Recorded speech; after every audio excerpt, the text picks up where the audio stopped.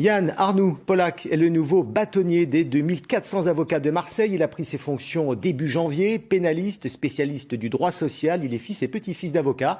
Son grand-père a même plaidé dans l'affaire Dominici pour ceux qui s'en souviennent. Bonsoir, monsieur le bâtonnier. Bonsoir. Alors vous succédez à Geneviève Maillet. Êtes-vous, comme elle, fermement opposé au projet de loi de programmation de la justice de la garde des Sceaux? J'y suis fermement opposé, mais je ne suis pas le seul. Geneviève Maillet y était opposée, mais tous les avocats du barreau de Marseille sont également opposés à ce projet de réforme, au même titre d'ailleurs que les 164 barreaux français, pour une raison bien simple, c'est que ce projet de réforme constitue une insulte à l'intelligence du peuple. En l'occurrence, ce projet pose de nombreuses difficultés, dont je peux vous parler si vous le souhaitez. Justement, j'aimerais comprendre, en quoi cette loi va-t-elle réellement éloigner les justiciables des juges? C'est très simple, c'est-à-dire que le gouvernement s'est rendu compte de ce qu'il y avait une difficulté en termes d'engorgement des juridictions. C'est-à-dire ce que soulignent les avocats depuis de nombreuses années. Plutôt que de mettre en place un nombre plus important de magistrats, le gouvernement a décidé de mettre en place une numérisation, ou plus exactement l'ère du numérique, en sachant que en Europe, la moyenne pour 100 000 habitants est de 21 juges, alors qu'en France, en réalité, nous n'avons que 10 juges pour 100 000 habitants, c'est-à-dire moins que l'Albanie.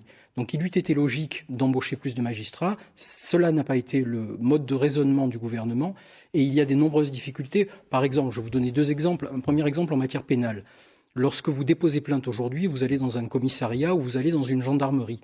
Vous êtes reçu par quelqu'un qui prend votre plainte et qui par la suite l'envoie au parquet, le parquet ayant 3 mois pour se positionner. Actuellement, enfin plus exactement, si le projet de réforme passe, votre plainte, vous serez contraint de la déposer par informatique, par ordinateur. De fait, si vous n'avez pas d'ordinateur ou Internet, j'allais dire, dommage pour vous. Vous auriez souhaité que cette réforme de la justice ne soit pas écartée du grand débat national? On aurait surtout souhaité qu'elle en fasse bien évidemment partie.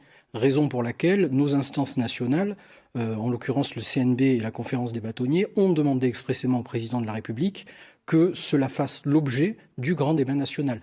Étant précisé aussi, je le dis, que ce n'est pas un combat corporatiste. Contrairement à ce que certains disent, ce n'est pas un combat des avocats pour les avocats, c'est un combat des avocats pour les citoyens. Et c'est d'ailleurs, nous ne sommes pas les seuls à critiquer ce projet de réforme.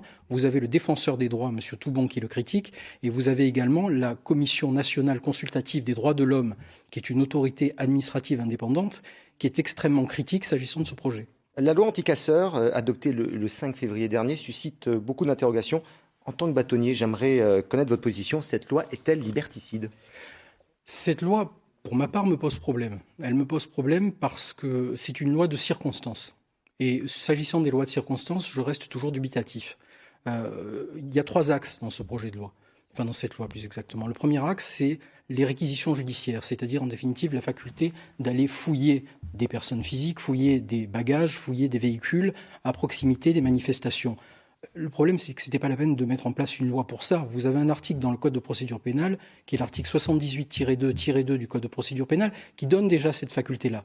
Donc j'allais dire, rajouter un texte à des textes qui existent déjà, à mon sens, pose difficulté, au même titre d'ailleurs que l'idée qui consisterait à mettre en place des interdictions administratives de manifester, ce qui peut poser difficulté dans la mesure où c'est quand même soumis à un certain arbitraire. Merci Yann Arnoux-Pollack, et je rappelle que vous êtes le nouveau bâtonnier du barreau de Marseille. Merci infiniment.